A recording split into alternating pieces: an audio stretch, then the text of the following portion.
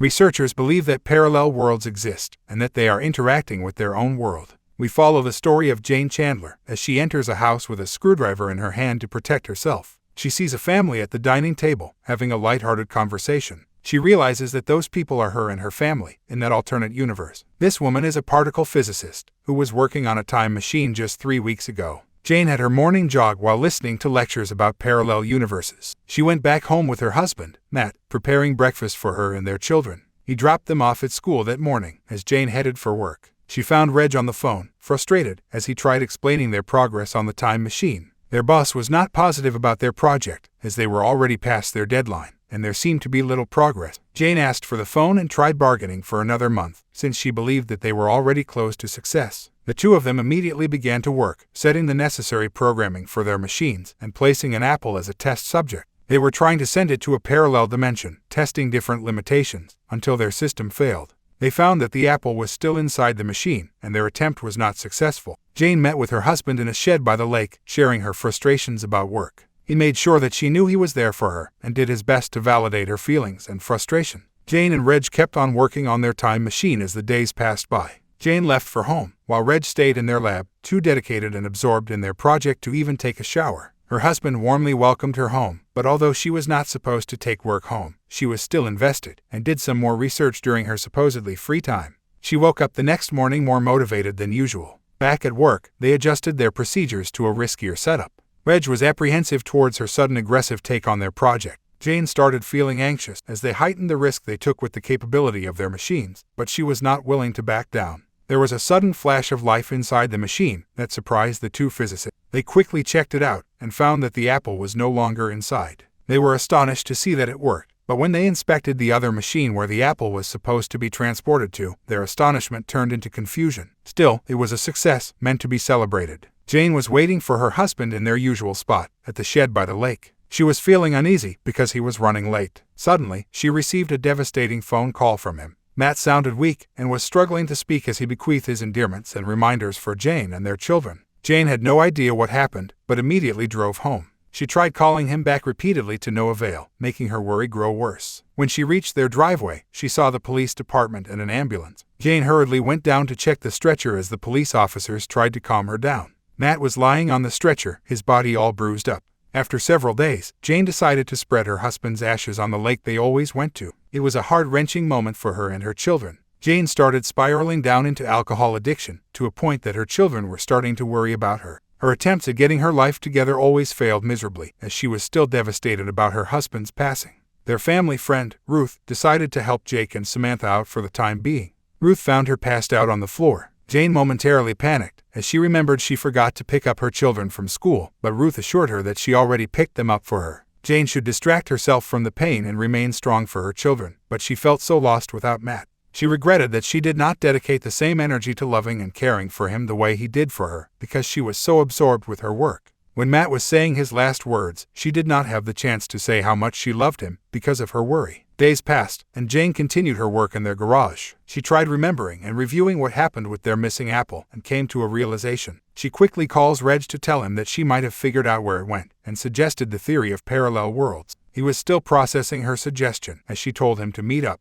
Back at the lab, Reg was a bit doubtful of her suggestion, but Jane explained how there might be another time machine in the parallel world, and the apple was sent there. The reason why the other world did not send something back was maybe they have not yet figured out what they have realized. Reg suggested that they send their data into the time machine to help out the researchers in the parallel world. The two of them went to work immediately. This time they were less apprehensive than the first time they tried their machine. The bright light flashed inside the machine once more, and the letter was gone. Jane was able to cook pancakes for her children, but unlike Matt, her cooking needed some more practice. Nonetheless, Sam and Jake seemed to appreciate that their mother was getting better. Her phone suddenly rang, and Reg excitedly asked her to come over to the lab as quickly as she could. On the other time machine, they received a note of greetings that probably came from the parallel world. Jane picked it up and closed the machine, thinking that Reg was playing tricks on her. Suddenly, the machine lit up again, and their apple returned with a bite. This made Jane finally believe that there was a parallel world that they connected with. They transported a camera recorder next to try and communicate with the other world better. After waiting for several hours, the camera finally came back. They plugged it into their laptop and saw footage of the more advanced laboratory in the other world. Holding and talking to the camera was a more sophisticated-looking version of Jane from the other world. greeting them and showing them around their laboratory. Jane and Reg were astonished by this new knowledge, and by the fact that the people inhabiting the other world are other versions of themselves. There were so many possibilities that ran through their heads, going forward with their project. They were hopeful for medical and technological breakthroughs with the help of the other world. All of a sudden, Jane suggested that they could go to the other world. Reg was naturally against it. It was one thing to send an Apple or a camera recorder through the machine, but there is potentially greater risk in sending living beings, especially humans. Jane sadly agreed with him. Later that day, she went to the shed by the lake, missing her husband. Jane was having a drink with Ruth at their dining table. She was asking her whether, if something happened to her, Ruth would look out for her children. Ruth assured her that nothing will happen to her, but seeing that her husband's sudden passing still affected her greatly, she assured her that she will be there for her children, because of how much she cared for Jane. Jane still dreamt about Matt, which made her longing grow. This made her decide to transport herself to the other dimension, in hopes that she could see him again. When Reg was not around the lab, she programmed their machine quickly and entered it. She was transported instantly inside the machine from the other world, the one they saw on the video recording. She exited the machine weakly and looked around the parallel laboratory. The laboratory building looked similar from the outside, except for the fact that there were fighter jets flying around. Jane eventually went to the shed by the lake in this version of the parallel world. The lake was all dried up, and the shed creaked with age, but she overlooked all of it, as she saw a man standing looking out into the lake, with his back to her. This version of Matt was in disbelief when he saw Jane, saying that she wasn't alive anymore. Apparently, something went wrong in this parallel world as well, where Jane was the one who passed away, and Matt was left. She tried to lie to him, saying that she was fine all along. However, their realities did not align, because in this world, she and Matt did not have children, which Matt pointed out when she mentioned they are fine as well. She decided to opt for the truth, explain how her time machine was successful, and how he passed away in her world, the same way as she did in this one. The two of them were glad to be back in each other's arms, and came to an agreement to leave for Jane's world for good. The two of them traveled through the time machines, and successfully go out in Jane's world, but both of them were severely weak. Reg found them on the lab floor and was immediately hysterical. There were so many possible consequences after what Jane had done, but she reasoned that it was her project, and she was well aware of the possible effects of it on time and space. Reg was not able to do anything after he saw how happy the couple was to finally be back together. Jane went home, full of life. Ruth was at the dinner table, talking with her children, when she happily greeted them. She politely sent Ruth away, thanking her for her help,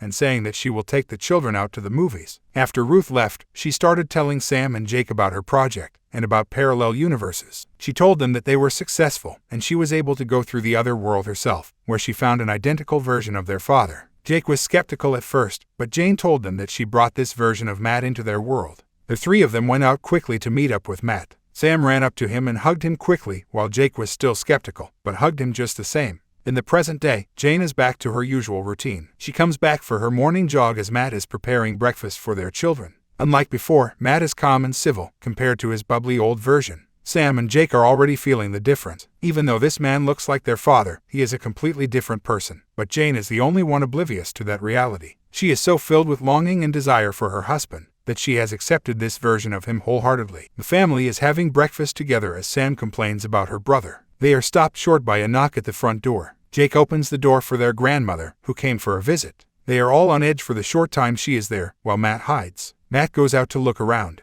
when a fellow jogger recognizes him and is in disbelief that he is still alive. He thinks that his passing was fake just to commit insurance fraud, so he bargains to keep his secret, in exchange for Matt's help to set him up to get money the same way. Matt tries ignoring him, but the man is persistent. He tases him with his futuristic weapon, allowing him to burn the man's heart. He comes back home with Jane worried sick for him, but he assures her that he will always be careful, so as to not leave her alone again. Jane wakes up the next morning, alone in bed. She looks around the house, and sees Matt watching her daughter in her sleep. This starts to make her feel anxious about Matt. She confronts him about his action, and he honestly says that he was just fascinated by their daughter's existence, and apologizes that it upsets her. Reg plainly greets her when she comes back to their lab. He is worried that they have not reported their breakthrough yet, and their funding will be cut in a week. Jane is dismissive, saying that they will just push the higher-ups to give them another week. Seeing that her decision is final, he decides not to push the issue, and tries for a casual conversation regarding the parallel world Matt. Jane is dismissive about that too, so their conversation does not really get any further. Police stop Jane on her drive back home.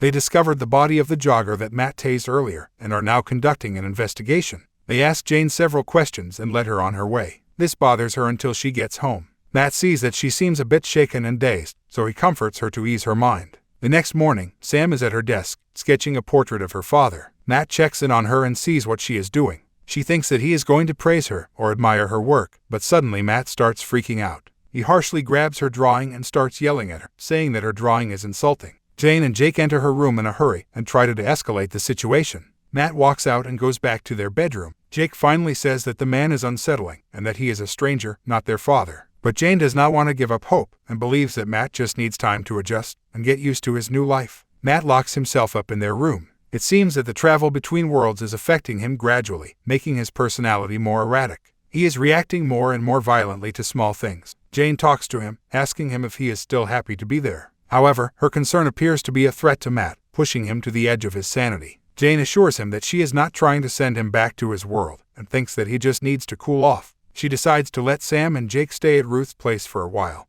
she and Matt settle things down. She receives a call from Matt asking for Sam's forgiveness. He asks her where she is, and Jane foolishly tells him the truth. Knowing that she will be in the lab later on, he asks about Reg and accuses her of their relationship being more than professional. Jane finally realizes her mistake and admits that Reg is right about what she did. He asks her what her plan is. She knows that it will be impossible to send him back to his world, after he made it clear several times that he does not want to go back. She decides that she will go back to his world and learn more about him there. Reg agrees to help her and sends her to the parallel world. On the other world, she takes her car and drives to their house. She finds it empty, as expected, since she is no longer alive there, and Matt is in the other world. She looks around the house and enters their bedroom, where she finds her body lying on the bed. Back in the lab, Reg is surprised to see Matt suddenly, looking for Jane. Jane hurriedly goes back to the lab to go back to her world, but Matt breaks the machine on the other side, stopping Jane from coming back. Reg tries to stop him, to no avail, costing him his life. Jane is now stuck in the other world, thinking that there must be something wrong with the machines, until she realizes that she foolishly told Matt where she was heading, and how he reacted about Reg. Alternate Reg wakes her up when he finds her sleeping on her desk. He tells her how worried he had been after the past days. She had not shown up to work, and not answered his calls. He starts to be a little touchy with her, and Jane realizes that Matt really knew that she and Reg were more than just coworkers in his universe. He mentions that he ran a few tests on his machine back at his place, and thinks that he is already close to finishing it. Apparently, only the version of Jane in this world was successful with the project. She passed away before she could tell Reg about her findings. This gives her hope, knowing that she has other machines at his place. They head to his place, and Jane fixes his machine. Reg watches her in amazement, seeing that she finally figured it out. He thinks that it is crazy that they are starting the test now and that they will be sending Jane for travel. But for Jane, she already did it a couple of times. Nevertheless, he agrees with her and starts working on the machine, sending her to her own world. Reg is left in confusion, so he decides to follow her through. They steal a car and quickly head to Jane's house. She enters alone and sees her family all at the dining table, talking about her work. She quickly realizes that she is in another world, different from hers, and leaves the house. They quickly return to the machine and start making some adjustments to the program. Jane finally tells him the truth about the Jane in his world and how she thinks Matt murdered her. She explains the current situation.